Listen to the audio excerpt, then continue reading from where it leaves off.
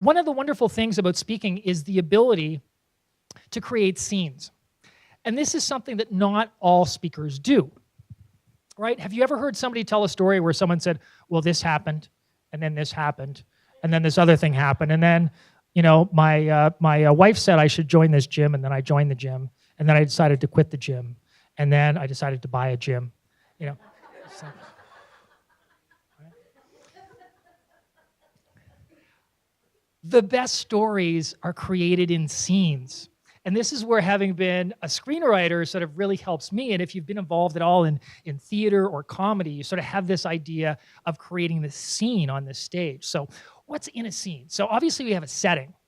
So you notice when I started the Gilligan's Island story, I started out with a setting. I started out with the Gene Roddenberry building at Paramount Pictures.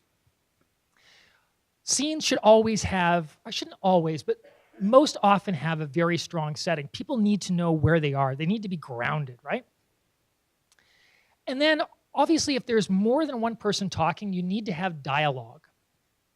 So the tricky thing about dialogue is when you're doing a story and it's just you and you're trying to do two people speaking, sometimes people get confused, right? So there's a couple of little techniques that you can use. One is if you have two people speaking, you have one person speaking like this, and then when the other person speaks, they speak over here. But to get even more entertainment value out of it, if you want to, again, think like a theater director or a movie producer, think in terms of who the characters are. Give those characters different mannerisms or different voices, particularly if you're telling a long story involving two people. If you have one person very sort of ramrod straight, and then another person who's very loose and is talking like this, it just helps not only separate those two characters, but it gives a story some life, right? So dialogue, important. This is where, obviously, if you're any good at doing different voices, try on a different voice. And it doesn't have to be crazy, but it just has to be a little different from your speaking voice to give that idea that there's another person there talking.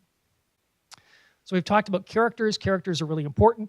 Some scenes may only have one character, but if you bring other people into the story, just think about them for a second. What is it that they bring? Is there a purpose? Can this person be comic relief? Can they be a way to bring in humor? So always be thinking of that, thinking about who your characters are, how they're acting, and how they sound. And then the last bit is using one of the most powerful parts of story, which is this virtual reality aspect. So I want you to think of when you listen to a story or you even read a story, like just picture yourself reading a book. What you're doing is you're analyzing printed characters, which then become sounds, which then are interpreted in your mind to be words. But what's really happening in your mind is it's there. It's almost like you're living it, right? It's this movie playing inside your head. Stories have this incredible power to actually pull us into them. And how powerful would it be if you're trying to convince someone of something, because we're all salespeople, to actually put that person in your shoes or in another character's shoes, in the shoes of a taxi driver, feeling what they feel, seeing what they see, hearing what they hear. So when you have time, when you have a story that you have time to develop, think about, when you're setting the scene, well, how did it look? What were the sounds? How did the character feel? And the more that you can bring those little sensory aspects in, the more people are going to actually sense that as virtual reality, bring themselves into the story.